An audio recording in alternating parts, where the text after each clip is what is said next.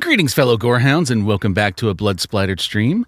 I decided since it's the end of the year, might as well do one last final stream just for funsies, and so here we are. Now let me get the chat set up on the screen so I don't get people complaining about not being able to read the chat. Even though YouTube kind of already provides that option, but whatever. I don't know. Like, people get mad, and I gotta fix it, so allow me to go do that. Okay. Where is... What the heck? Why?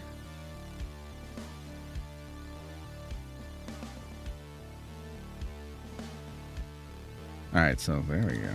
There's that. Okay, chat.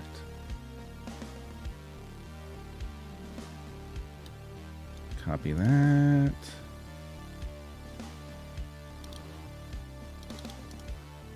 Paste. Okay. And now, there we go.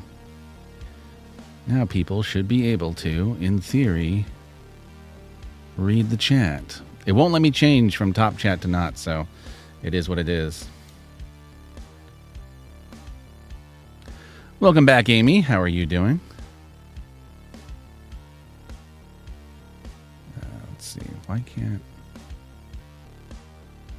All right, let me... Are you interested in the film Founders Day coming January 19th? I see right off the bat asking questions about upcoming horror movies. Yes, I am interested in that movie. I am excited for it. Did you have a Merry Christmas? Yeah, my Christmas was up and down. I visited family, which was a mixed bag. Some of it went well and some of it went poorly, but overall, I'm just glad it's over with. And now I can, look forward to the new year. How do I get this? This is really annoying. They changed things. Okay, there we go. Now I can read it a little better. How'd the holidays treat you? They treated me okay. Up and down. Some things went well, some things went bad, but overall, can't complain. What's your opinion on the Scream 7 situation? My opinion is I will not be seeing Scream 7. They completely screwed the pooch, firing their lead actress for daring to speak out about a genocide is really fucked up in my opinion. And they lost basically all their leads as a result of that, so they're going to have to start over, and I am not interested in seeing that movie. I was interested when it was the cast from the previous movie and when it was going to be made by Christopher Landon, who was a perfect choice to make a Scream movie, but they fucked it up, so... Now I'm going to avoid it. Did you get new glasses? Yes. These are new glasses. They may not be my final form, as it were, because I'm currently undergoing a series of eye surgeries. I was diagnosed recently this year with keratoconus, which is a bulging of the cornea in my eye. And so I am currently undergoing surgeries in order to stop the degradation of the cornea in my eye. And then after that, we're going to discuss further options in order to correct said cornea, whether that be simply just wearing contacts from now on or a cornea replacement surgery. I do not know. I will discuss those options with my doctor after we get my second eye surgery done in a couple months. But for now, these are the glasses that I'm going to be using. Their prescription is going to change soon because of the surgeries, so they're temporary. Will you see any more Spyglass films? Yes, I will most likely still be seeing films made by Spyglass, but I will be actively avoiding their Scream films until some sort of, fix has been made, which I don't know what that will be, but I'll know it when I see it. Will you watch William Brent Ball's Lord of Misrule? I am not aware of what that is, but I'll, check it out and find out later.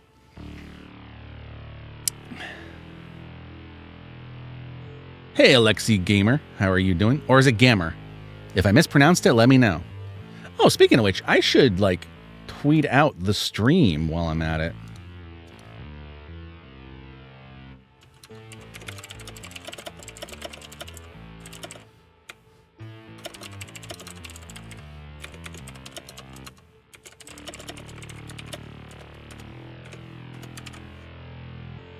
go. Throw this out there. And while I'm at it, let's throw it up on Blue Sky too. Why not? How is all of yours holidays going? Anyone excited for the new year? Anyone glad the year's over? Let me know. Blue Sky it. Lord of Misrule is a cult sacrifice horror movie starring Tuppence Middleton and Ralph Ineson. Sounds good. I'll have to check it out. Sup, Guru? Hope all is well. All is well at the moment. Though this is actually a perfect time to talk about this. So, house or an apartment? Apartment, which is actually something I was about to speak of. So recently, we have experienced a rent increase, which means that on top of doing this YouTube channel, I am currently trying to secure some sort of part-time job in order to help supplement the additional income we're going to need in order to keep this roof over our heads. So, that being said, if any of you out there would like to help us out, be sure to check out my Patreon page in the link of this stream, because every little bit helps, and we're going to need it, because otherwise I'm going to have to start cutting down on the amount of content I make in order to focus on the secondary job I'm trying to get, which I'd prefer not to do that, but I might have to do that anyway, so is what it is. Life comes at you fast. Either way, this channel will not be going away, but it might slow down next year, so just be warned about that. But again, Patreon page in the description below if you want to help out directly. Let's see. Rewatched G-1 with the family after Christmas and wondered, do you think it or Shin Godzilla is the most recent high mark for the Godzilla license? Had a debate with my brother for an hour. I think both it and Shin Godzilla are a high mark for the Godzilla franchise, for completely different reasons. G-1 is a great example of a completely focused on the human characters and the human drama Godzilla movie that is completely, like, it is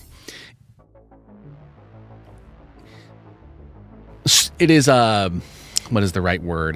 Not manufactured, but it is perfectly structured. It is perfectly constructed to that end. You care about those characters, you're emotionally invested in their journey, and you are emotionally invested in their journey in a way you usually aren't in Godzilla films. So that makes it above all the rest of the Godzilla films in that regard. However, Shin Godzilla is really fucking good at its political statement it makes, which it makes it so goddamn well. Better than most Godzilla movies do, except for maybe the original Gojira. So, you know, each one has their own ups and downs, but like that's what the two excel at. I ended up getting out of my family Christmas about an hour after everyone was getting away too intoxicated. Did some door dashing for that hour. Got tipped $100, so can't complain. Fair enough. Always nice to get tipped $100. That's great. Life comes at you fast with pants around its ankles. Exactly. Hey, Navigator True? Did I pronounce that correctly? Hello, how are you? All is going okay. What type of job are you looking for? I'll be completely honest. Right now, I am just looking at like stocking shelves and shit. Just something nice and simple to make a little bit more money.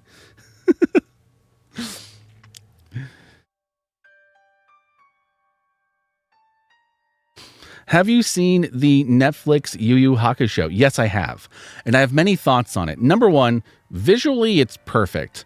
The action sequences are phenomenal. However, its problem is it's only 5 episodes and it adapts half of the show, half of the manga.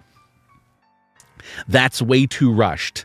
That's super fucking rushed. It's so rushed, you have no time to really get to know the characters, even though they're they're acted perfectly, except for Hiei. Hiei is like a completely different character in the live action adaptation for whatever reason. But despite the performances of the actors, despite the awesomeness of the action scenes, despite visually nailing Yu Hakusho, where it fails is in the actual story and character development, because it has to rush through it all because it only has 5 episodes. This is a show that 100% would have benefited from being 10 to 13 episodes, in my opinion. That, or at least trying to adapt less than half of the goddamn show at once. That might have helped.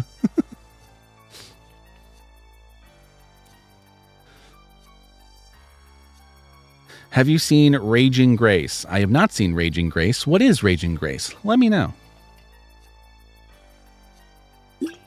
Have you ever watched the Netflix Bollywood horror miniseries Ghoul?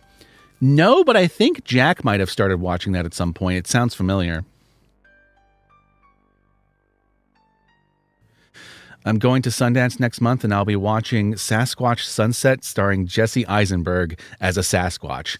That sounds amazing. Will you watch the Omen prequel, the first Omen, coming April 5th? Probably, but probably not in theaters. I'm probably going to pick it up when it hits streaming. I did the same thing with The Exorcist Believer and a couple other like legacy sequel movies that have come out recently, to where I'm interested in them, but I'm not so interested in them that I'm willing to go out to theaters. Though some of them, like Pet Sematary Bloodlines, just went straight to streaming anyway, so... Have you seen the Netflix slasher film, The Conference? No, but I want to. My roommate watched it and really dug it, so I want to check it out at some point. Maybe when I start doing my 2013 catch-up vlogs in January, I can put that on the list.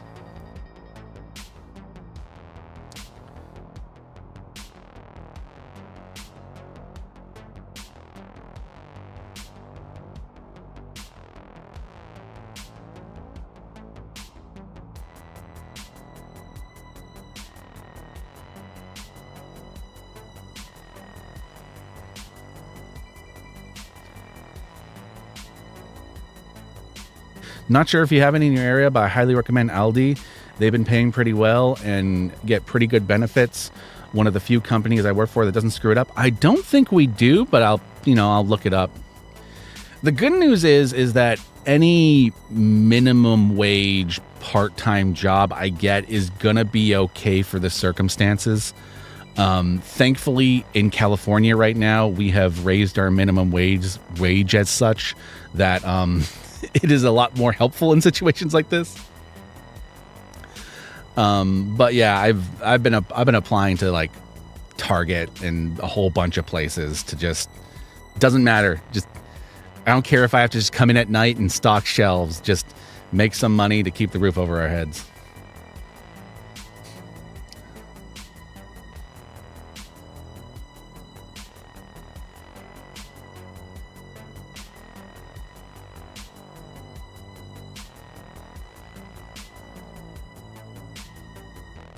Aldi is a British company? Oh, well, then definitely not going to have that option.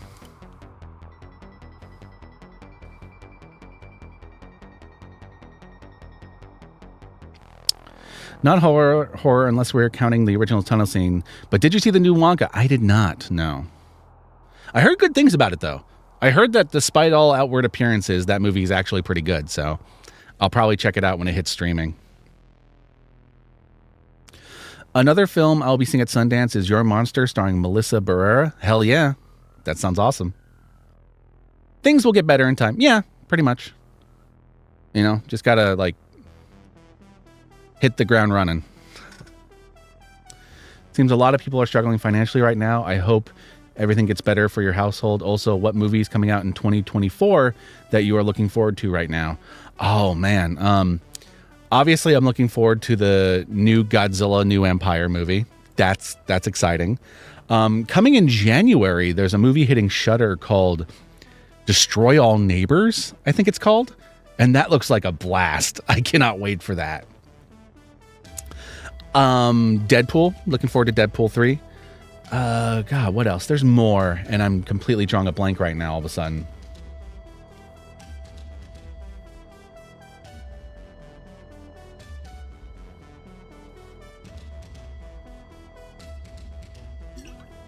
What are your thoughts on Johnny Depp as Wonka? Unlike a lot of people, I actually didn't mind his take on the character. It was very Michael Jackson. But I appreciated he didn't just try to, like, redo the Gene Wilder performance. I actually appreciate that he tried to do his own thing with it.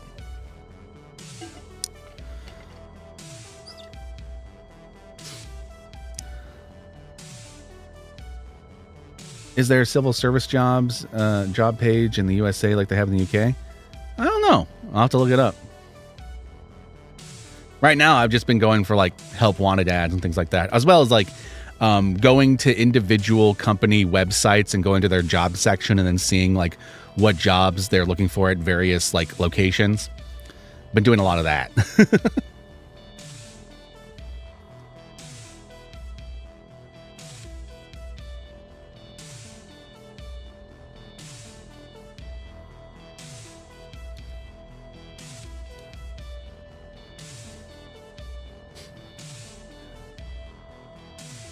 I hope Shudder keeps putting out bangers like they have been. Me too.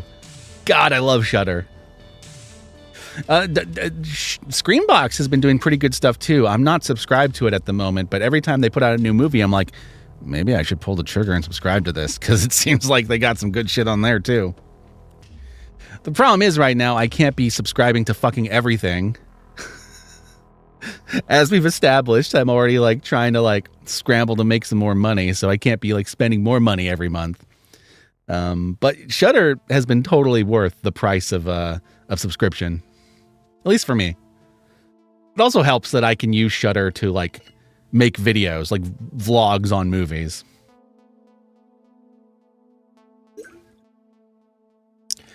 Is Against the Dark the worst vampire film ever? In context, it stars Steven Seagal. Never seen it, so can't say. The new Cube remake is on Screambox. Yes, it is. That's true. That is true. Absolutely, positively.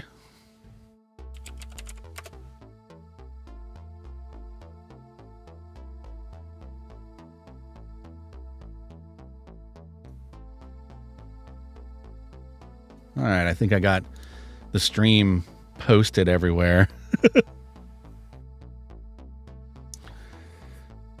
Oh man. The good news is that with a potential part-time job on the horizon, I am shifting some of my focus more on quality instead of quantity for the channel.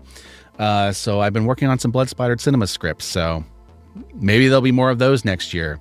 And some less vlogs, which will suck because I know I've built an audience of people that really like those vlogs right now, but I don't know. I just something needs to change one way or another, and hopefully for the better. Your channel is the first I go to for Shudder movie reviews. They should really sponsor you already. It would be great if they did. That might help with some of my problems. If you hear me, Shudder, I will totally accept a sponsorship to review your movies.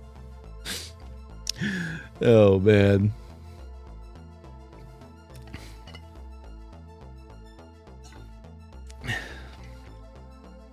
Been kind of hooked to Nicolas Cage as of late, like Willy's Wonderland and Prisoners of the Ghostland.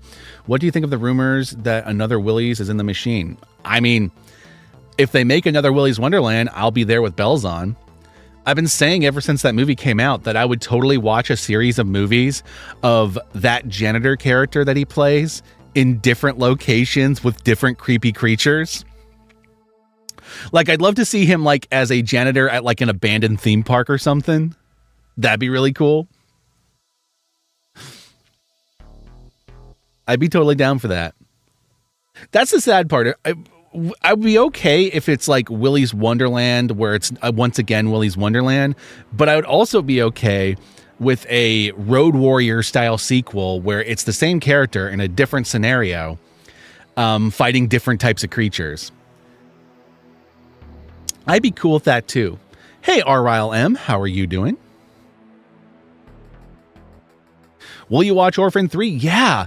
Orphan, the prequel to Orphan surprised the shit out of me. So yes, I will 100% be seeing Orphan 3 when that comes out. 100%. Yeah, like cleaning up Dracula's castle. That'd be amazing.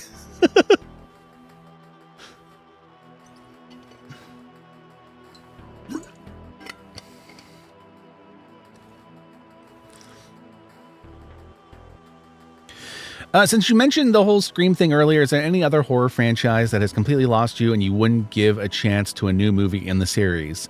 Probably the best example of that would be Jeepers Creepers. But to be fair, I was a fan of that franchise before I knew anything about the behind the scenes of that movie and the person who made that movie and who owns the franchise and gets a cut of the profit every time they make a new movie. So it kind of lost me also for behind the scenes reasons. But yeah, Jeepers Creepers. I'm not usually this type of guy, but knowing what I know about that guy, I cannot continue to support that franchise. Even when they make movies without him, he still is the original creator, and I just can't fuck with that. Jeepers Creepers 5 coming February 30th, 2024. Yeah, there you go.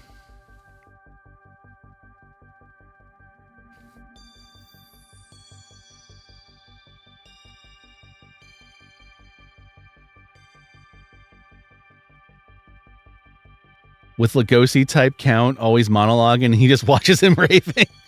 That'd be awesome. Yeah, exactly. Like, the Willy Wonderland part of Willy's Wonderland is cool, but I'm more excited about seeing the janitor doing more shit. If that makes sense.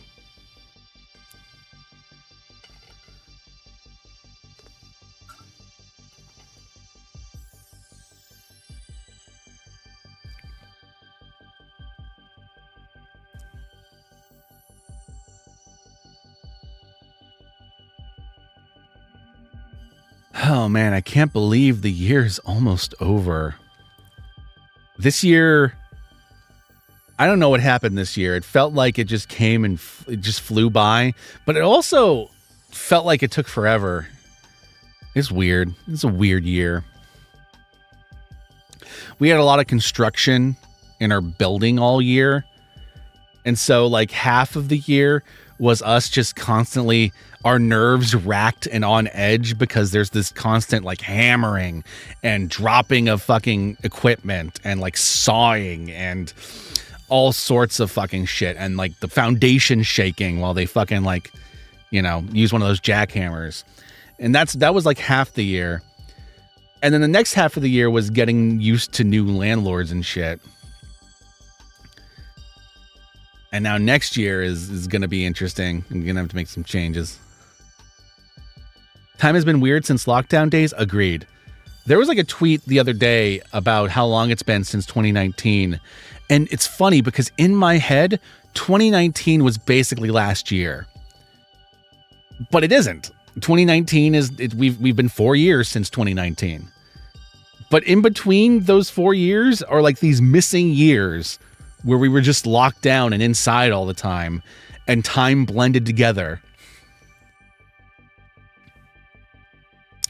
Have you seen Expendables? No, but I will watch it eventually. Nicolas Cage carries Willy's Wonderland without ever saying a word. It's fun, but the rest of the movie reads like a first draft. I agree. If Nicolas Cage was not in Willy's Wonderland playing that role and doing as well as he was, it would not be a good movie. But he is. And so it improves what otherwise would be a pretty lackluster movie. I think I even said in our like vlog of the movie that the subplot with the teenagers is frustrating as all hell, because it's like the teenagers suddenly forget about Willy and like the murderous puppets the moment they actually enter the building. It's bad writing. It's just, there's no bones about it. It's bad writing.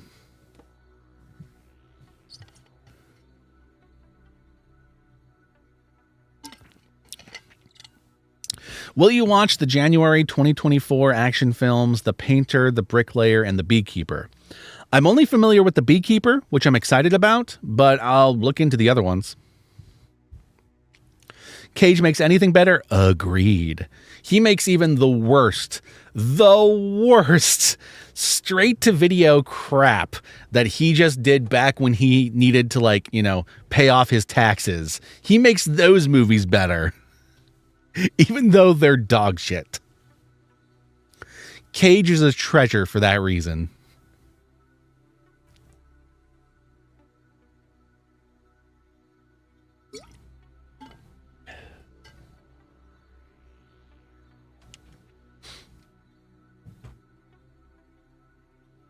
That time issue happened in Europe during the Black Death, so many clerical people died and people just forgot about years and places.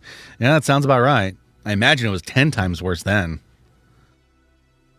Do you think Wolf Creek 3 will ever actually happen? It's been in development forever at this point. Honestly, I don't know. We'll see. The Painter stars John Voight, and The Bricklayer is from Rennie Harland. I'll have to check him out. I like John Voight, the actor, not so much John Voight, the person, if that makes sense. Like in Willy's Wonderland, I lost it at the horny couple. Is it bad that this is turning me on? Yeah, the horny couple is a great example. Like, it's like all of a sudden those teenagers forget about Willy. And I'm like, but wait, like, you guys know, this whole town knows. You guys aren't in the dark about this. This would make sense if you were like random ass teenagers from out of town. It doesn't make sense if you live in this town, you know about the sacrifices, you know about Willy. I don't care how horny you are. Makes no sense. So you're saying that Cage is a national treasure? Yes.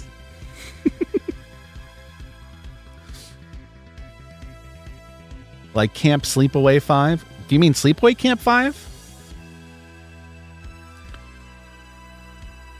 I'm excited to see more online creators breaking into the film industry. After the success of Skinamarink and Talk to Me this year, both Chris Stuckman and Markiplier have horror films coming out. Yeah, I'm excited about that too. It's really cool to see all these creators that we've been following for years, like, break out and like create actually like relatively big budget for YouTube content. Compared to their YouTube content anyway, creative passion projects.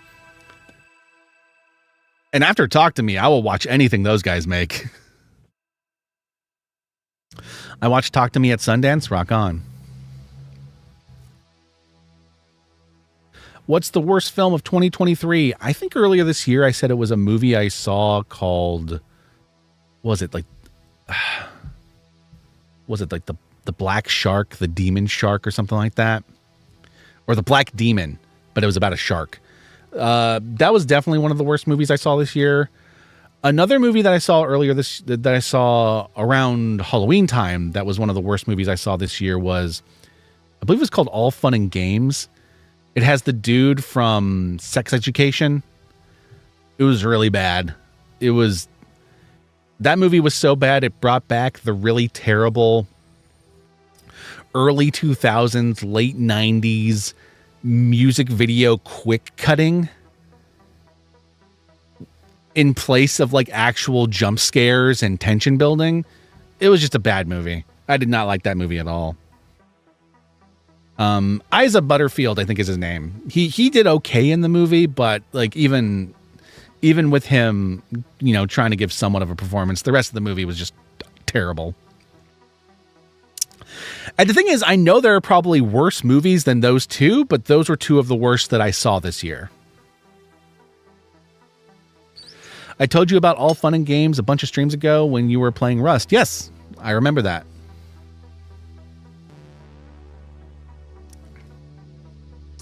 For me, the White Man Can't Jump remake, oh man, I don't even know if I want to watch that one. First off, White Man Can't Jump, it was already a pretty dated concept for a movie. And I wasn't sure if updating it was worth it, if that makes sense.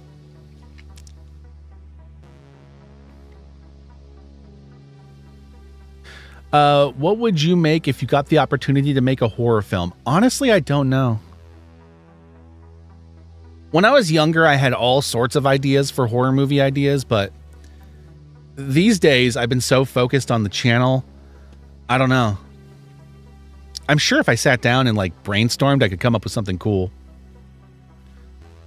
Whether or not I could ever secure the budget to make that cool thing is a completely different story. One of the things I remember learning in film school was how to write scripts with budgets in mind. Because it's very easy when you're writing your first scripts to just throw everything in the kitchen sink in. But if you don't if you don't take into account that, oh, well, if you do this, you're going to need a water tank, which is going to increase the budget this much. If you do this, you're going to need a whole separate set built just so you can blow it up and yada, yada, yada, yada. If you don't take those things into account, or the fact that like you have like 50 different locations in like 10 minutes, and that's going to cost a lot to make. So maybe you can cut some of these scenes down and put them in different locations. It's one of the most valuable things I remember learning in film school was how to do that. I apply that to my YouTube videos.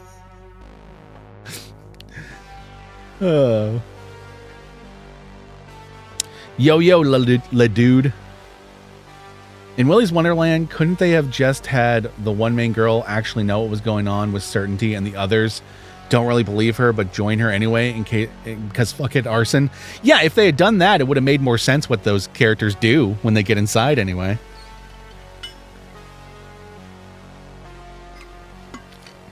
The worst movie I saw was Fog City. To be fair, it was a crowd-funded film. I got a beautiful steelbook out of it, but watching it was a chore. Oh, that's too bad.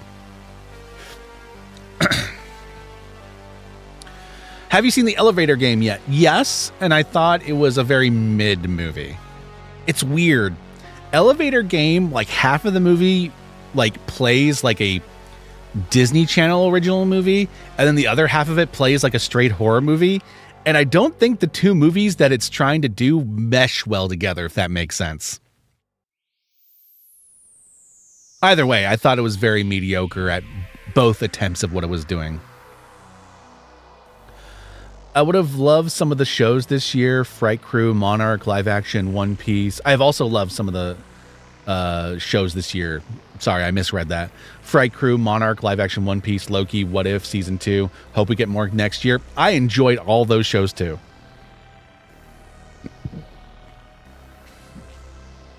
I just caught up on the most recent 2 episodes of Monarch, and damn, that show's good.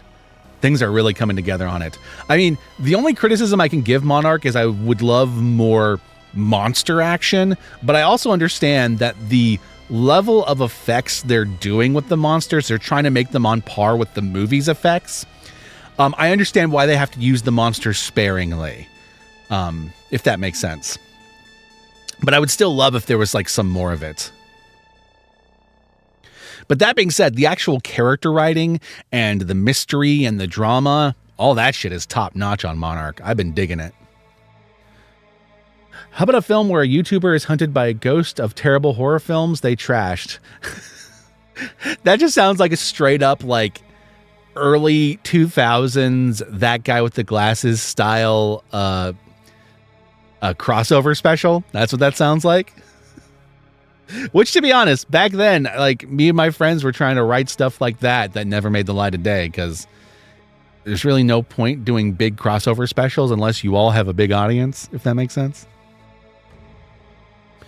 Maybe if you come up with a cool concept that can be accomplished with a low budget and do a Kickstarter, I'd love to support something like that as well if you ever do something like that. Entirely possible. I'm kind of at a weird crossroads with my own life of where I want to take it. There was a point when I was younger where transitioning into like making art, making movies was an ultimate goal. These days, I'm not sure if I just kind of want to settle down with my girlfriend and her kid and just continue to make videos and maybe have another job on the side to make ends meet, and live a simpler life. I don't know which direction I want to go anymore, but I'm getting older, so eventually something's going to have to give. The Fall of the House of Usher was phenomenal. One of the best Mike Flanagan specials, which is saying a lot because all of his shows are great.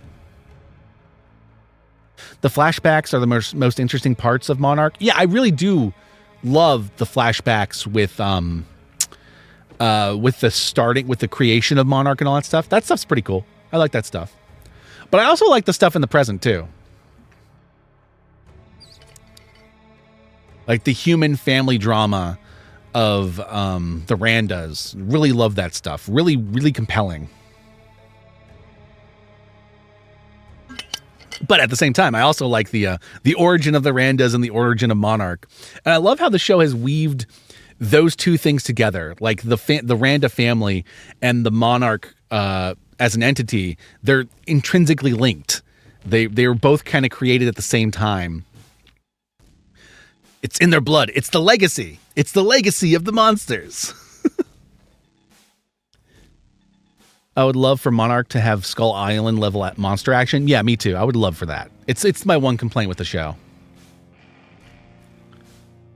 Are you worried about horror in 2024 because of the strikes in Hollywood? It seemed like last year... Hold on a second. It seemed like last year we had a lot more titles to look forward to. Or do you think more indie horror to fill the gap? I am not worried about horror post a writer's strike. Here's why. Horror is usually low budget. They're usually made on time constraints anyway. And so they're very easy to put together and to make. Even like the more complicated stuff like Evil Dead Rise, compared to like a Marvel movie or a Mission Impossible movie, much easier to make. So I have a feeling while we may have a slowdown early in the year, by the time you get to October, you're going to have a bunch of movies coming out because they'll have filmed a bunch of horror movies earlier in the year and released it later in the year, which is not uncommon for the horror world. I do not think horror will struggle because no matter how shoddy some of those movies might end up being, they're still going to do well because they're horror and low budget. I don't think they'll be shoddy though, because here's why. Here's another reason that I think horror is going to be fine. Here's another reason why I think horror is going to be fine. Studios are going to be looking for ways to fill their void next year, which means a whole lot of people with their low budget horror ideas that can be filmed in a couple months and released are going to have the opportunity to sell those ideas. And some of them have already been doing that. So if anything, we're probably going to get like a dearth for a while and then like a complete splurge of horror creativity. That's my prediction. We'll see if I'm right. Hey, Horror Guru, I remember you used to run a Discord server. Is it still active? It is called the Blood Splattered Discord. It should still exist. I don't know how to link it into the chat, but it still exists. It's not really moderated right now, but yeah, it exists.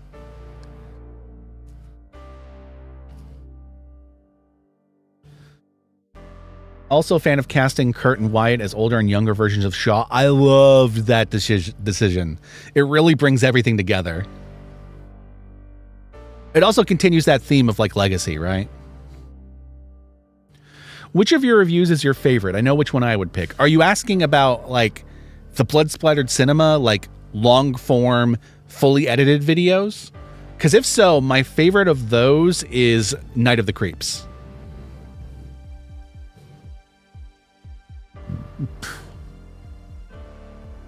Yes, and blockbusters have not been doing well, which means making low budget horror movies that don't cost as much and are less of a gamble.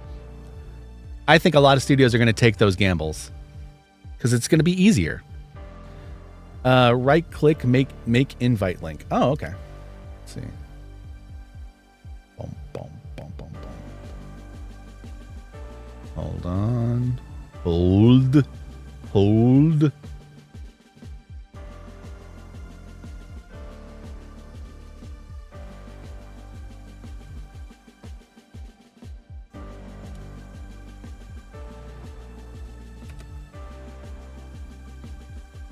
There you go.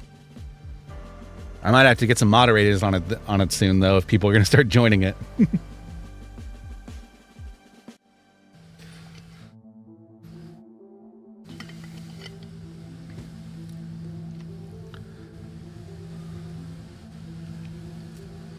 Yeah, in that case, Podcast in the Woods, Night of the Creeps is my favorite Blood Splattered Cinema episode I made. There's a lot of other ones that I love for various reasons, but I just... Night of the Creeps was a real passion one for me, and I think it turned out exactly as well as I'd hoped it did.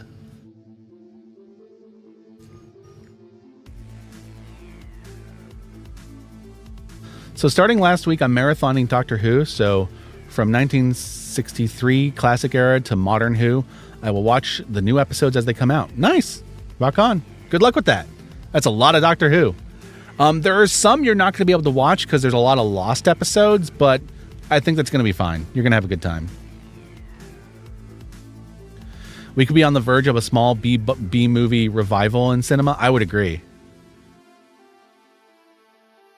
The lack of big blockbusters is just going to be an opportunity for everyone that wants to release a low budget horror movie. To be fair, a low budget movie in general, but low budget horror is the kind of sure thing that studios are going to want since they don't have their big money makers.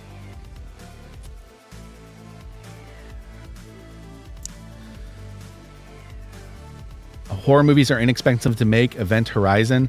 I don't remember what the budget for that movie is. I imagine it was probably high for a horror movie, but there's a reason why they usually don't make big budget horror. It's why Guillermo del Toro had a problem with getting At the Mountains of Madness made.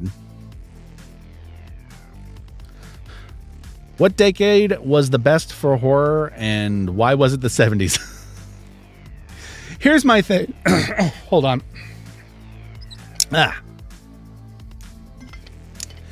Here's my thing. I do not think there is a specific decade that was the best for horror, because I think every decade had something unique to it that it excelled at. The 70s was great for two types of horror. If you really like the gritty, post-Vietnam, Last House on the Left, Texas Chainsaw Massacre, I Spit on Your Grave type of raw horror, 70s are great for that. If you like the supernatural horror with a religious bent, stuff like The Omen, The Exorcist, if that's your thing, the 70s fucking rocked that shit. But if you liked horror comedies, if you liked horror movies with an emphasis on like practical body horror effects, then the 80s are going to be more your bag. On the flip side, if you like horror that's more psychologically driven, that's more about what's going on inside your head, that has more like twists and turns in the plot, then 90s horror is going to be more your bag. Also, if you like meta horror. The 2000s were great if you wanted just complete extreme horror. And the 2010s brought back a lot of that religious horror and also like haunted house horror. As well as a like resurgence of what I can only call as art house horror. 2010s was great for art house horror. Totally Killer was a fun film? Hell yeah. The 60s were great if you like psychedelic horror. The 50s were great if you like giant monster B movies. This is why I'm like, which era you consider the best depends upon your taste of what type of horror you prefer.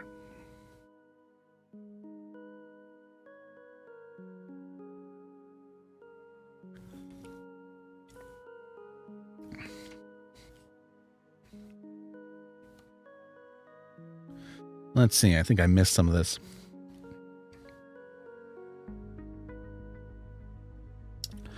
Boomer is fine. PITW is a mouthful every time. Fair. I'll go with Boomer then. I've got an outline for my favorite movies of the year. Just need to watch a couple more movies next month and also need to do my worst movies of the year list. Rock on. Good luck with that. Event Horizon was also a late summer horror movie. Yeah, it kind of rid that line between summer blockbuster and horror movie. Some movies do that. I think a great example of that was the original Jaws. Also Jurassic Park.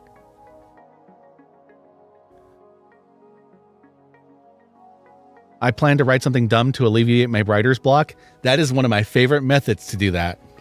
Get all the terrible, stupid ideas out of your head. And then maybe you can focus on the thing you're trying to work on. I want someone to make a horror movie about escaping a Hallmark Christmas movie. It's not exactly that, but I highly recommend Totally Killer. They even cast like a Hallmark Christmas movie regular as her mom in that movie. What song in Anna and the Apocalypse is the best? The song the jock boyfriend guy sings about killing zombies is my favorite. Not horror, but I did watch Chicken Run, Dawn of the Nugget with my girlfriend and loved it. Rock on.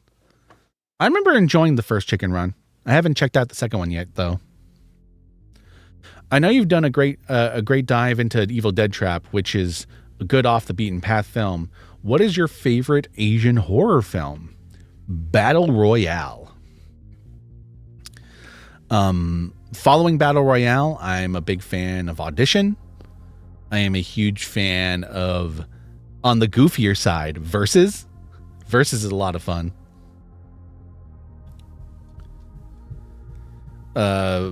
Yakuza Apocalypse is great.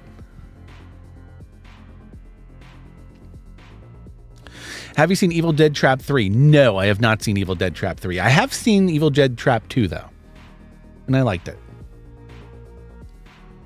I like the idea of a film set with a person putting together a mystery from old found footage dating back to the 1930s, following up decade by decade. That'd be cool.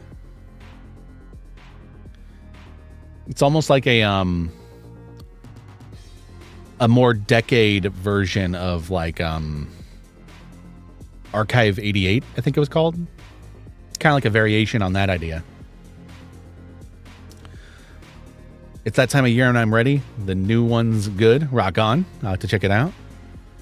Hey, Guru, have you seen Saltburn? Saw it at Fantastic Fest. Not yet, but I do want to see it given the infamous nature it has now.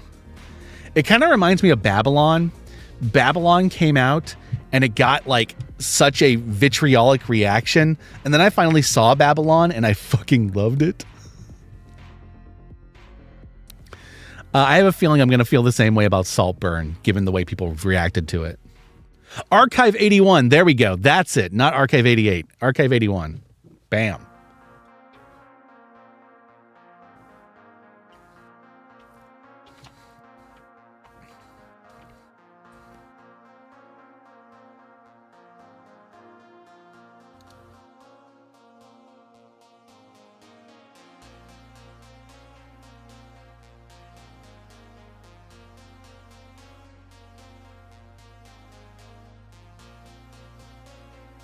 Babylon is a masterpiece. Hell yeah.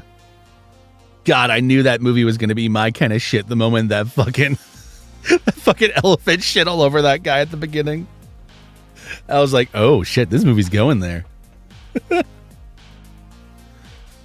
original Ju-on, The Curse is my favorite. That's a good one. So it gets under my skin, but no one seems to have watched GP 506, a South Korean military horror. I don't know if I've seen that one. It sounds familiar, though. I do remember seeing a South Korean military ghost movie way back in the day, but I can't remember what it was called.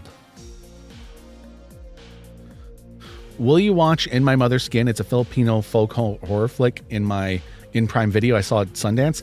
It's on my list of 2013 catch-up movies to watch. I just need to get around to watch it. Audition for me? I'm assuming you mean for me instead of me. I'm not going to audition you. Kiri.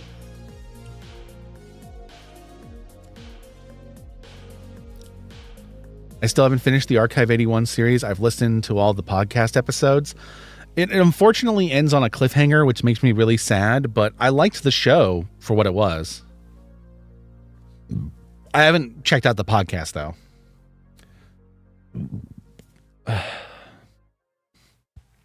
My acid reflux is going crazy today, and it's because I stupidly had a monster before stream.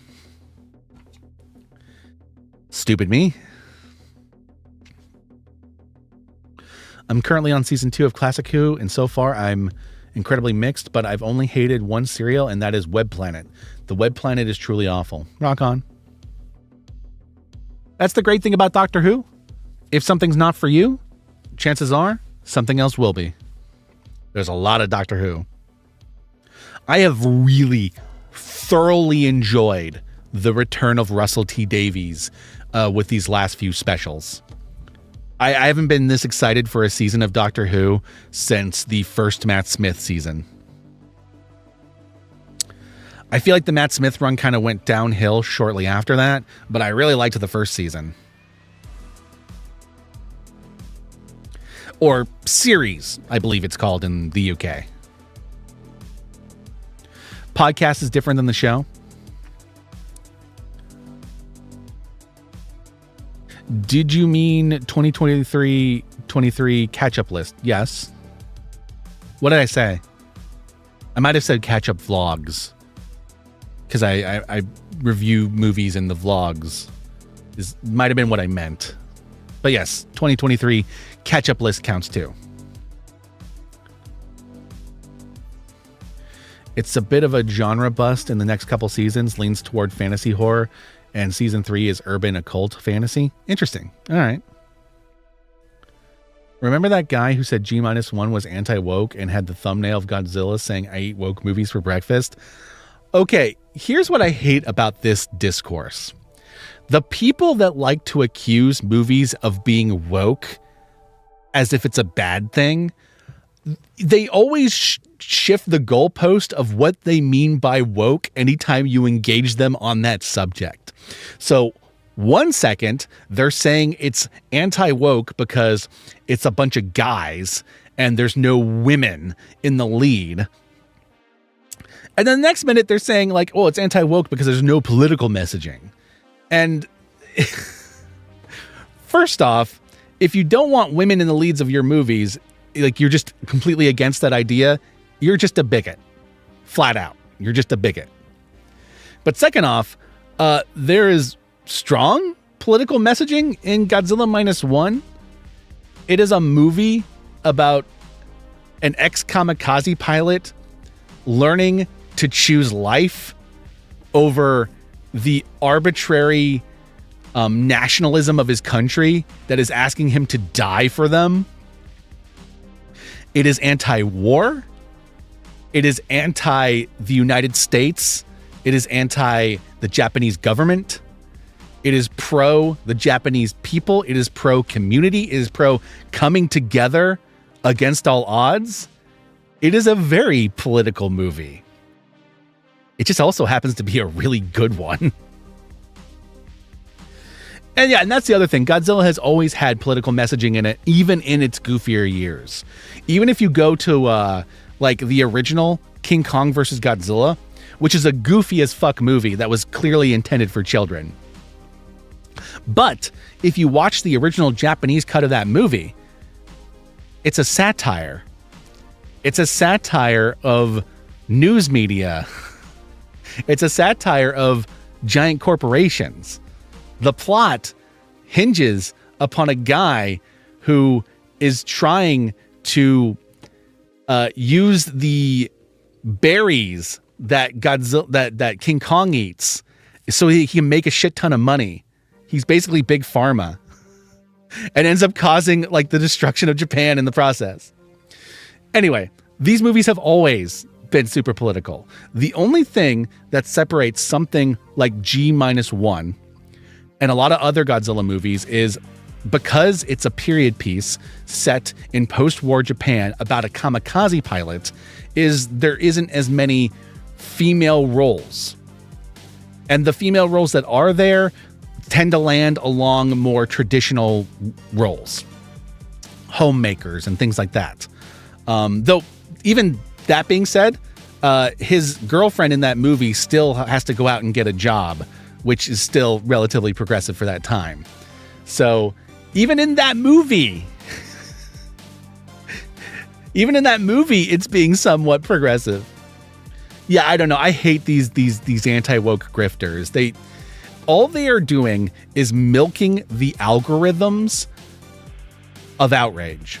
They're milking the outrage, using the algorithms, gaming them so that they can get more views, they can get more AdSense, and they can make more money.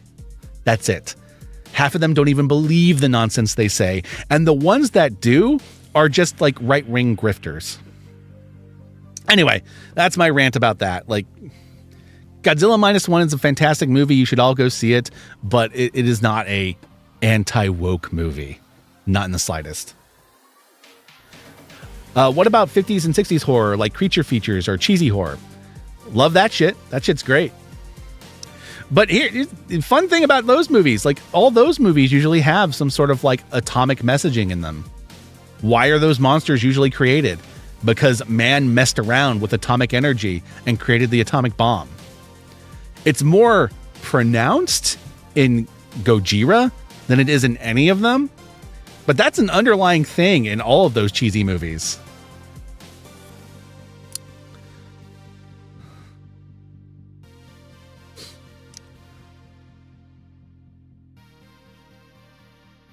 Science Sono's work, they're very shocking, over the top, but there's a vein of commentary. 100%. He always has commentary in his work. Something that tends to happen with a lot of people when it comes to foreign language films is it's easy to miss the political messaging in a foreign language films because sometimes it's culturally contextual.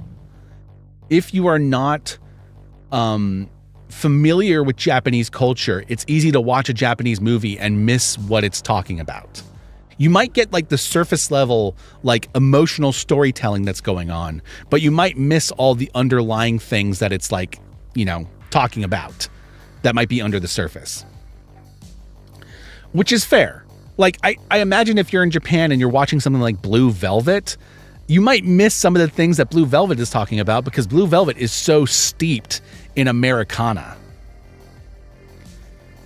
You know, small town America, riddled with secrets, you know, which is something that Americans will culturally understand when they watch that movie, even though there's a lot of weird shit that's hard to explain because it's fucking David Lynch. That's also true for, you know, Japanese films a lot of the time. Now, not every Japanese film has some sort of message, right? But Science Sono films, yeah, 100%. That guy 100% has messages in his films, or at least is exploring concepts.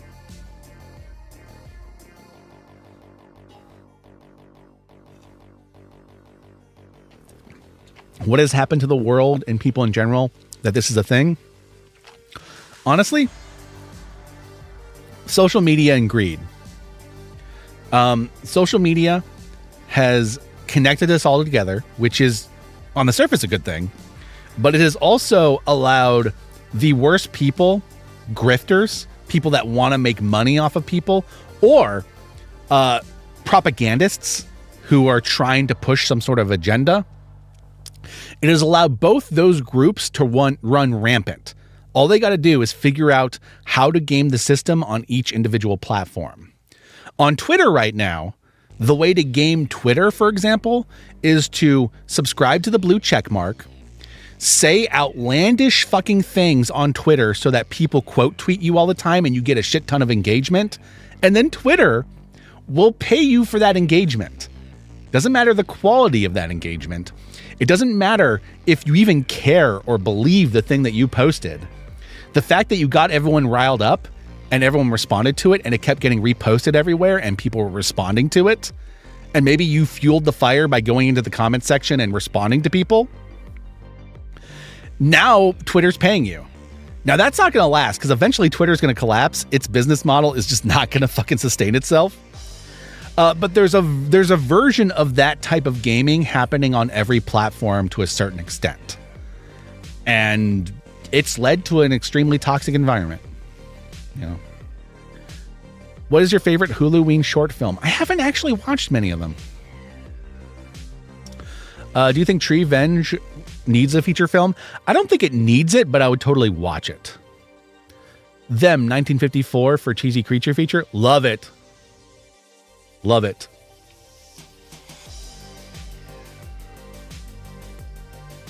Hello, how are you doing today? Hope you're doing well, man. I'm doing pretty well. How are you doing, Brandon Blair? Hope your holidays have been going well.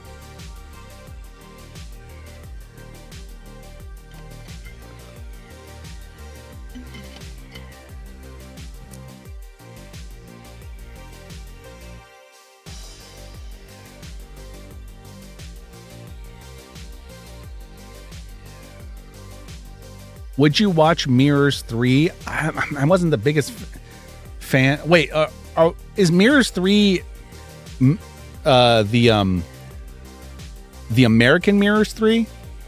Probably not. I wasn't the hugest fan of the first two Mirrors.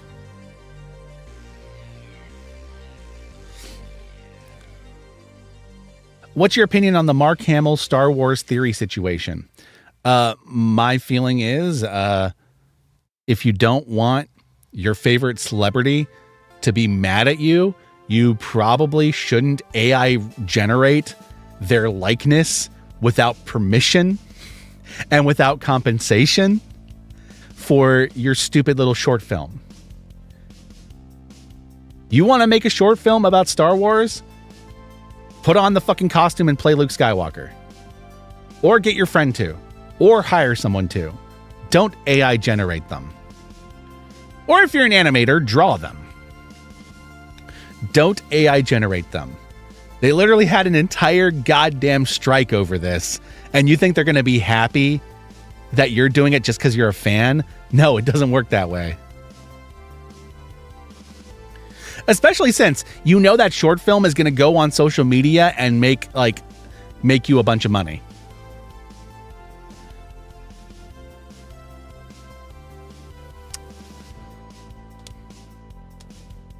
That's my feeling on it. My feeling on it is Star Wars theory fucked up. Mark Hamill has every right to think that what he did was fucked up. And yeah, that's on him. Don't do that. There we go.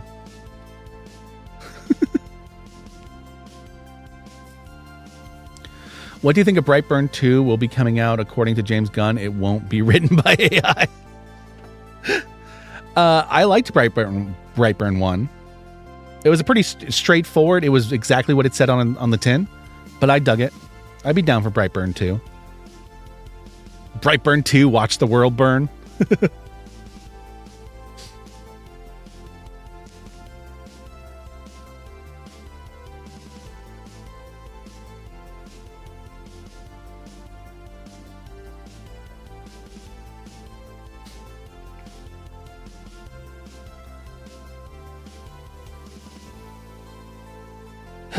All right, my fellow gorehounds, I'm starting to run out of social energy. So if you have any last minute questions, get them out now. If you have any super chats you want to send me, I will greatly appreciate it. Also, to remind all of you, I have my Patreon linked in the description of this stream. If you want to help out the channel in the future, it would be greatly appreciated. So yeah, let's start wrapping this up. Final Destination 6 coming out in 2026 because it's not even filming yet. Rock on. I dig the Final Destination series, so if they make another one, I'll be there with bells on. A friend of mine is working on a Star Wars 40K crossover as they have 2 Jedi, an Imperial Inquisitor, plus a load of CGI software. That sounds cool. I don't want to see movies written by AI, neither do I.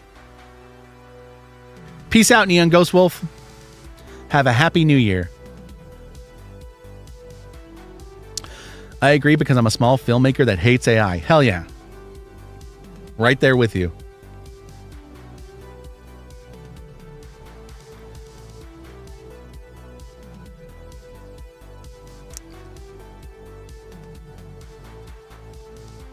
I think there might actually be more of a delay on this stream than there usually is. I must have said it differently on accident. Oh well, doesn't matter. See you in 2024, Amy. I wish you all a happy new year. I hope 2024 brings you all prosperity and joy and happiness and anything else you need. Any plans for a Blood Splattered Cinema video next year? Actually, yes, I do have some updates on that. Okay, so first off, I am still editing Godzilla vs. Kong. I'm going to barrel down on editing that and trying to get that out early in the year. I have been recently working on a script for Killer Clowns. And I have been revisiting my old script I wrote but never filmed for The Blob. And I'm probably going to be adjusting that. And I want to at least get these 3 out next year. Hopefully more. Like I said at the beginning of the stream, because I'm going to have to be getting a secondary job to make up for the rent increase that we recently got, I'm going to be shifting focus on the channel more towards quality than quantity. I will still do vlogs, but probably not spend so much time trying to get so many out, which means I'll probably be spending more time working on Blood Splattered Cinema episodes. We'll see how it shakes out. Obviously. Not having construction over our heads all year will certainly help with being able to focus on more complicated projects. After fucking 2 years of that has been unpleasant.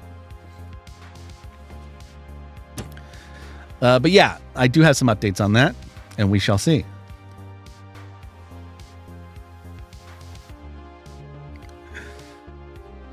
I've also partially started jotting down notes for a Reanimator video, but that's so early in the process, I don't have much updates on that, unfortunately. Is Jack streaming before the year ends? Most likely he will. If he does, it'll probably be tomorrow night, I'm guessing. Because Sunday we have a friend's party we're going to. Tonight he has his D&D game that he's doing. So if he does stream, it'll most likely be tomorrow. Will you do the 2023 catch-up vlogs? Yes, I still plan to do some of those. The only thing that might get in the way of those is if I immediately land a part-time job and need to spend some time on that. We'll see. But anyway, thank you all for tuning into this Blood Splattered stream. Thank you all who sent me super chats. Thank you all who subscribed to the Patreon. And thank you all who sent me your questions. You are awesome. I love all of you. And here's to 2024. Hopefully more content. Hopefully more videos of quality. And yeah, keep on watching fucked up movies, as my buddy Count Jacula always says. Peace out, everyone. Will the conference still be a 2023 catch-up vlog? Most likely. I do not have time to watch that and vlog that before the year's over, so if it happens, it'll be a catch-up vlog. Peace out, and Happy New Year!